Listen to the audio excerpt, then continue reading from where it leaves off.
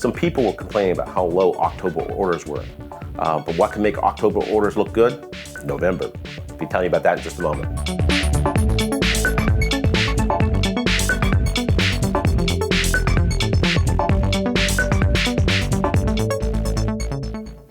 Hi, I'm Pat McGibbon. I'm here to talk about the U.S. Manufacturing Technology Orders Report for November.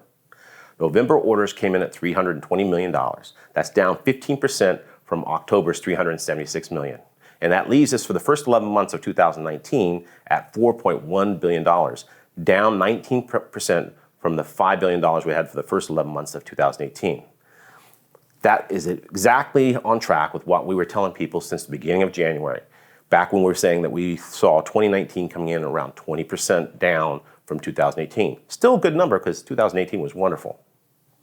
In 2020, we're expecting, unfortunately, a flat year, but it won't be an easy ride because the first 5 to 6 months we'll see a continuing decline in orders month over month from the previous year before we see it flattening out and beginning to turn around as we head into IMTS at the end of 2020. Now, let's talk about November orders. The strengths in November were in the West and the Northeast, and that's very reasonable. These two areas had a decline, but their decline was about a half or less than half of what the national average of 19% down represented. And why?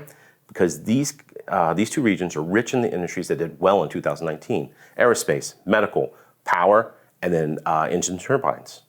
With respect to job shops, it's still the largest market for manufacturing technology throughout the year, but it has edged down from being up around 40% of the total all the way back to around 33%. Still a little bit better than the annual number they usually post, around 28% historically, but they are moving back towards their historical average.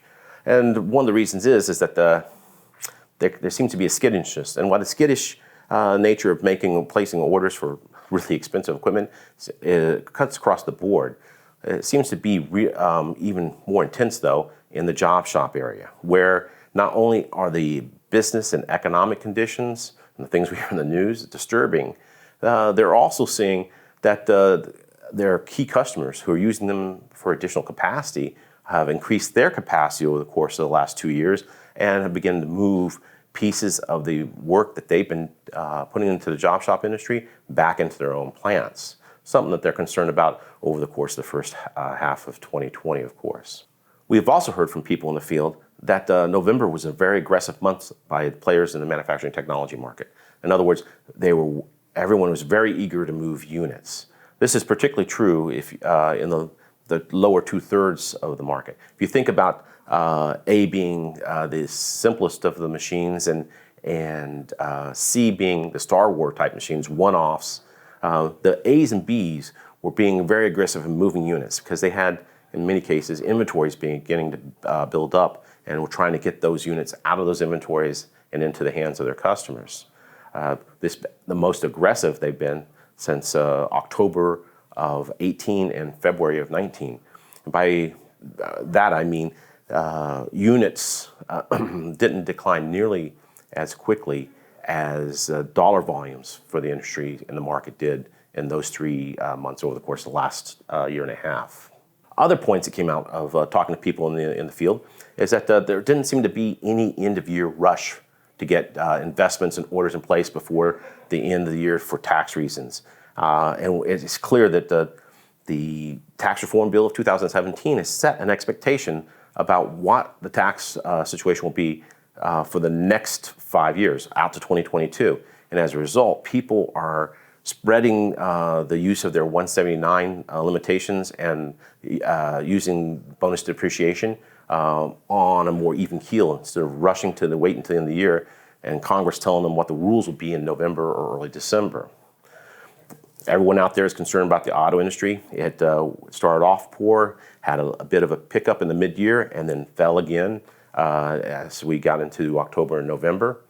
And the oil business seems to move with the news. Whenever there's bad news in the Middle East, orders have gone up, and when everything seems to be more calm, they've gone down. So as you can expect, based upon the news we've had over the course of the last 2 weeks, we'll probably see a pickup in the beginning of the year in orders placed by our people in the oil industry.